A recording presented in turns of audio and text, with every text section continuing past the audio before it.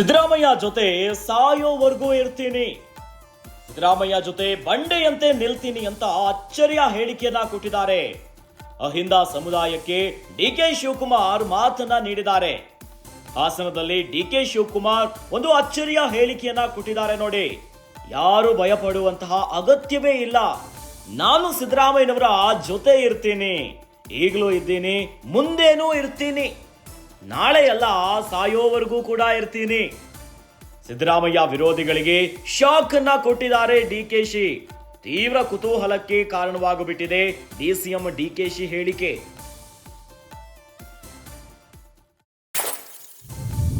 CM ಸ್ಥಾನದ ಬಗ್ಗೆ CM DCM ಮಧ್ಯೆ ಒಪ್ಪಂದದ ಭಾರಿ ಚರ್ಚೆ ಆಗ್ತಿದೆ. ಈ ನಡುವೆ ಸಿಎಂ ಬದಲಾವಣೆಯ ಚರ್ಚೆಯ ಮಧ್ಯೆ ಡಿಕೆಶಿ ಕುತೂಹಲಕಾರಿ ಹೇಳಿಕೆಯನ್ನ ಕೊಟ್ಟಿದ್ದಾರೆ. ಕಾಂಗ್ರೆಸ್ ಪಾಳ್ಯದೊಳಗೆ ಚರ್ಚೆಗೆ ಗ್ರಾಸವಾದ ಹೇಳಿಕೆ ಇದು. ಹಾಸನದ ಸಮಾವೇಶದಲ್ಲಿ ಡಿಸಿಎಂ ಡಿಕೆ ಶಿವಕುಮಾರ್ ಒಂದು ಕುತೂಹಲಕಾರಿ ಹೇಳಿಕೆಯನ್ನ ಕೊಟ್ಟಿದ್ದಾರೆ. ಹಾಸನದ ಸಮಾವೇಶದಲ್ಲಿ ಮಾತನಾಡುವಂತ ಹೊತ್ತಿನಲ್ಲಿ ಭಾರಿ ಅಚ್ಚರಿಯ ಹೇಳಿಕೆಯನ್ನ ಕೊಟ್ಟಿದ್ದಾರೆ. ಇನ್ನು ಹಾಸನ ದಳಗಳ ಭದ್ರಕೋಟೆಯಾಗಿ ಗುರುತಿಸಿಕೊಂಡಿತ್ತು. ಈ ಮೂಲಕ ಇಲ್ಲಿ ರಾಜ್ಯದ 3 ಕ್ಷೇತ್ರಗಳಲ್ಲಿ ಬೈ ಎಲೆಕ್ಷನ್ ಗೆದ್ದ ಮೇಲೆ ತಮ್ಮ ಶಕ್ತಿ ಪ್ರದರ್ಶನಕ್ಕೆ ಕಾಂಗ್ರೆಸ್ ಮುಂದಾಗಿದೆ. ಇನ್ನು ಈ ಸಮಾವೇಶದ ವಿಚಾರವಾಗಿಯೂ ಕೂಡ ಕಾಂಗ್ರೆಸ್ನಲ್ಲಿ ಸಾಕಷ್ಟು ಗುದ್ದಾಟಗಳು ನಡೆದಿತ್ತು. ಆದ್ರೆ ಡಿಕೆಶಿ ಅವರ ಅದೊಂದು ಮಾತು ನೋಡಿ ಈಗ ತೀವ್ರ ಅಚ್ಚರಿಗೆ ಕಾರಣ ಆಗಿರುವಂತದ್ದು.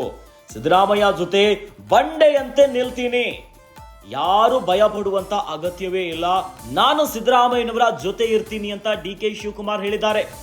ಈಗಲೂ ಇದ್ದೀನಿ, ಮುಂದೇನೂ ಇರ್ತೀನಿ, ನಾಳೆ ಅಲ್ಲ ಸಾಯೋವರೆಗೂ ಕೂಡ ಸಿದ್ದರಾಮಯ್ಯನವರ ಜೊತೆ ಇರ್ತೀನಿ ಅಂತ ಸಿದ್ದರಾಮಯ್ಯ ವಿರೋಧಿಗಳಿಗೆ ಈಗ ಶಾಕ್ ಆಗುವಂತ ರೀತಿಯಲ್ಲಿ ಡಿಸಿಎಂ ಹೇಳಿಕೆಯನ್ನ ಕೊಟ್ಟಿದ್ದಾರೆ.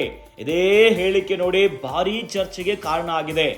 ಇದಕ್ಕೆ ಪ್ರಮುಖ ಕಾರಣ ಅಂತಂದ್ರೆ ಸದ್ಯ ರಾಜ್ಯ ರಾಜಕಾರಣದಲ್ಲಿ ಸಿಎಂ ಕುರ್ಚಿಯ ವಿಚಾರವಾಗಿ ಸಿದ್ದರಾಮಯ್ಯನವರು ಮತ್ತು ಡಿಕೆಶಿಯ ನಡುವೆ ಒಳ ಒಪ್ಪಂದ ಆಗಿದೆ ಎನ್ನುವಂತ ವಿಚಾರ ಸದ್ದು ಮಾಡ್ತಿದೆ. ಸಾಕಷ್ಟು ಇದಕ್ಕೆ ವಿರೋಧಗಳು ಕೂಡ ಕಾಂಗ್ರೆಸ್ ಅಲ್ಲಿ ವ್ಯಕ್ತವಾಗ್ತಿದೆ. ಇಲ್ಲ, ಆ ರೀತಿಯಾಗಿ ಆಗಿಲ್ಲ ಅನ್ನೋದಾಗಿ. ಇನ್ನು ಈ ಬಗ್ಗೆ ಮಾತನಾಡಿದಂತಹ ಗೃಹ ಸಚಿವರು ಕೂಡ ಗರಂ ಆಗಿದ್ರು. ಅವರಿಬ್ಬರೇ ರಾಜಕಾರಣವನ್ನ ಮಾಡ್ಕೊಳ್ಳಿ, ಒಳ ಒಪ್ಪಂದ ಆಗಿದ್ರೆ ಅನ್ನೋದಾಗಿ.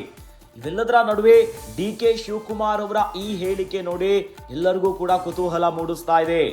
ಸಿಎಂ ಸ್ಥಾನದ ಬಗ್ಗೆ ಸಿಎಂ ಡಿಸಿಎಂ ಮಧ್ಯೆ ಒಪ್ಪಂದದ ಚರ್ಚೆನೇ ಒಂದ್ ಕಡೆ ಭಾರಿ ಕುತೂಹಲ ಕಾರಣ ಆಗಿಬಿಟ್ರೆ, ಎಲ್ಲದರ ನಡುವೆ ಸಿಎಂ ಬದಲಾವಣೆಯ ಚರ್ಚೆಯ ಮಧ್ಯೆ ಡಿಕೆಶಿಯ ಹೇಳಿಕೆ ಸಿದ್ದರಾಮಯ್ಯನವರ ವಿರೋಧಗಳಿಗೂ ಕೂಡ ಸಾಕಷ್ಟು ಪ್ರಶ್ನೆಗಳನ್ನ ಹುಟ್ಟು ಹಾಕಿದೆ.